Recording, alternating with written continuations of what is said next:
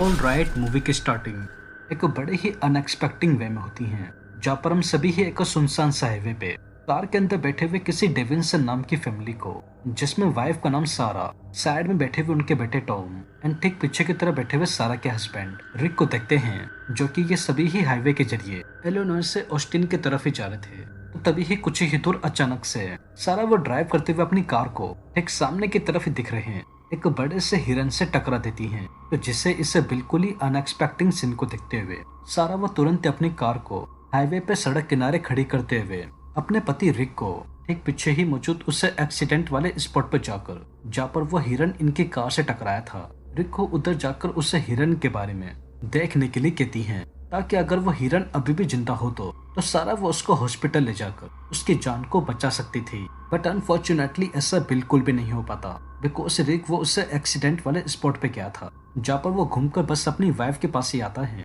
तो तभी ही सारा को ठीक अपने सामने एक बड़ा ही दिल दहला देने वाला सीन देखने को मिलता है कि रिक के चेहरे को किसी ने, जैसा कि अभी हम सभी देख ही रहे हैं, शॉकिंगली उसको आधा साइड में से फाड़ कर पूरा का पूरा चेहरा चीर डाला था। तो जहाँ पर उसके चेहरे के इतनी बुरी तरीके से फटती ही रिक उसकी एट द मोमेंट ही सारा के सामने ही डेथ हो जाती है, जहाँ पर सारा वो अपने पति को ऐसे मरते हुए थे सिवा चिल्लाने के अलावा कुछ भी नहीं कर सकती थी। वेल, अब आखिर में कैसे और किसने रिक को इतने ब्रूटलाइज तरीके से मारा है, तो इसके बारे में आप सभी को भी बहुत ही जल्द अपना आप ही मूवी मार के देखकर पता चल जाएगा।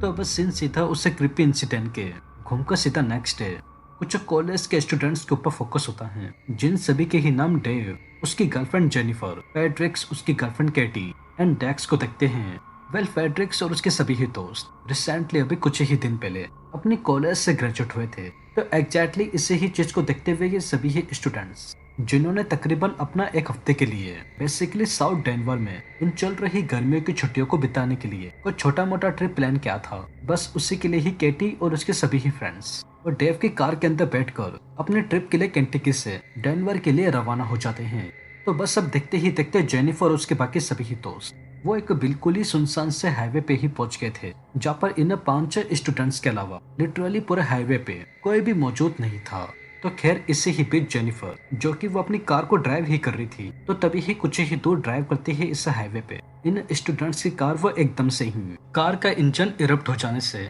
वो बीच रास्ते में ही अपने आप ही अनफॉर्चुनेटली बंद हो जाती हैं। तो जहाँ पर इस अनरियलिस्टिक सीन को देखते हुए जेनिफर एंड डेक्स वो तुरंत ही कार से निकलकर बेसिकली रात होने से पहले कार के इंजन को सही करने की कोशिश करते हैं, क्योंकि जैसा कि मैंने आप सभी को बताया कि इस वियर्ड से दिखने वाले सुनसान से इलाके पे इन 4-5 स्टूडेंट्स के अलावा कोई भी मौजूद नहीं था। तो एग्जैक्टली इसी ही बात को देखते हुए डेक्स वो कार को नीचे से ठीक करने की कोशिश ही करता है, बट अनफॉर्चुनेटली उससे कार का इंजन ठीक ही नहीं हो पाता। क्योंकि अब रही बात इनके कार के ठीक पीछे, जैसा कि अभी हम सभी देख रहे हैं, पेट्रोल पंप एंड मोटल के अंदर भी कोई नहीं होता, ताकि डेक्स और उसके फ्रेंड्स वो उधर जाकर बेसिकली वहाँ काम कर रहे हैं, किसी इंसान वगैरह से हेल्प लेके उनसे अपनी कार को ठीक कराकर इधर से निकल सके।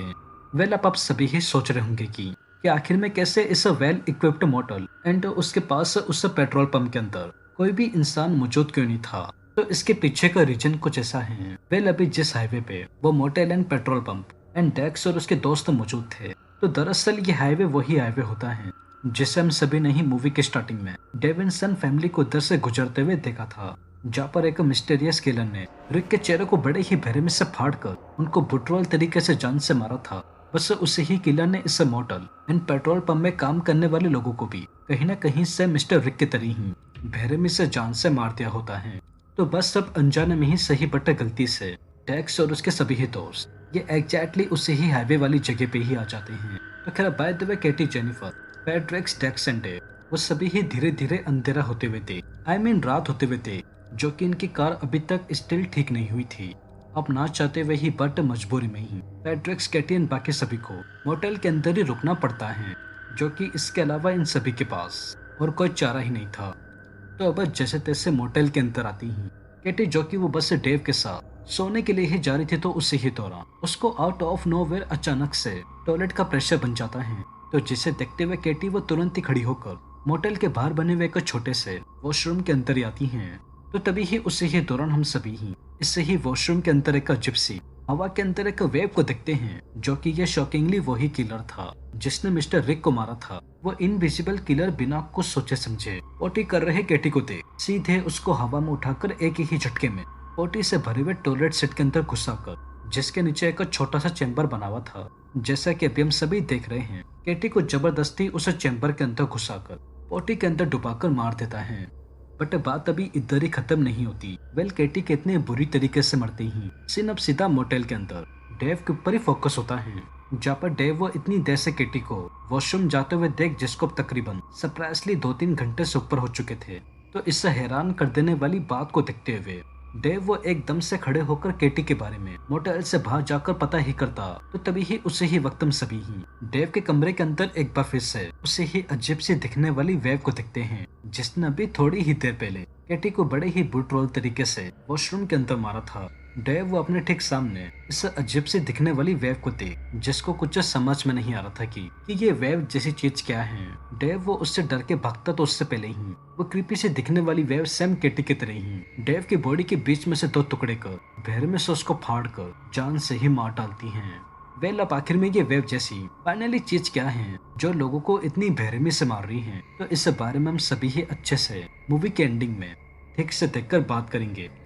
तो बस फाइनली इस मूवी के एंडिंग में केटी एंड डेव कैसे मर जाने के बाद सीन अब डायरेक्टली वन लास्ट टाइम घूमकर सीधा जेनिफर एंड फेड्रिक्स के ऊपर फोकस होता है, जहाँ पर वो दोनों अपने अपने मोटेल्स के रूम्स के अंदर ही सो रहे थे। तो उससे ही वक्त फेड्रिक्स एंड जेनिफर को ठीक बाहर की तरफ से अपने फ्रेंड डेक्स की बहुत ही तेज की चिल्लाने की आवाज सुनाई देती है। तो जिसे सुनते ही फेड्रिक्स एंड जेनिफर वो तुरंत अपने रूम से बाहर निकलकर इस बारे में आसपास कुछ देखकर पता ही करते। तो तभी ही उन दोनों को ठीक अपने सामने एक बड़ा ही दिल दहला देने वाला सीन देखने को मिलता है कि ठीक पेट्रोल पंप के पास वही क्रिपी सा वो वेव वाला किलर डेक्स को भी उसकी छाती के अंदर एक ड्रिलर घुसाकर डेक्स की पूरी बॉडी को ही बीच में से खींचकर फाड़ डालता है। तो जहाँ पर डेक्स को इतनी बुरी तरीके से मरते हुए देख फेड्रिक्स और उसके पास से में ही खड़ी हुई जेनिफर, वो दोनों ही ठीक अपने सामने डेक्स को इतनी बुरी तरीके से मरते हुए देख अंदर से इतना ज्यादा डर गए थे कि वो अपनी खराब पड़ी हुई कार के पास जा उसके इंजन को जैसे तैसे ठीक करते हुए, जो कि सरप्राइजली इतने ट्राई करने के बाद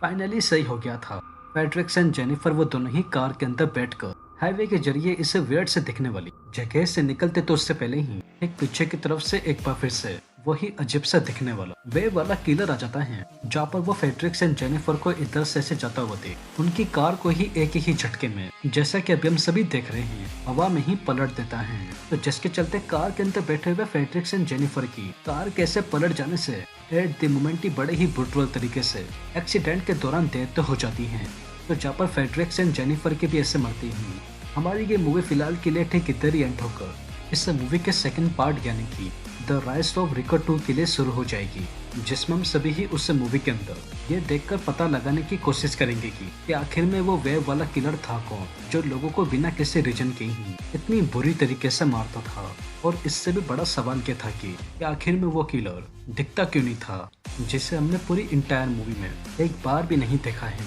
तो वेल, इन सभी ही सवालों के जवाब हमको इस मूवी के सेकंड पार्ट को देखकर अपने आप ही मिल जाएंगे, क्योंकि अभी कुछ भी कहना हमारे लिए जल्दबाजी होगी। तो वेल दोस्तों, यही थी द रिकर मूवी की एक्सप्लेनेशन एंड आई होप आप सभी को ये वीडियो जरूर पसंद आई होगी। और अगर वीडियो पसंद आई हो तो चैनल को सब्सक्राइब किए बिना और वीडियो को लाइक किए बिना बिल्कुल भी मत जाइएगा, क्योंकि मैं अपने आने वाले वीडियो में ऐसे ही और मूवीज की एक्सप्लेनेशन लेकर आता रहूंगा। तो तब तक के लिए take care and peace out.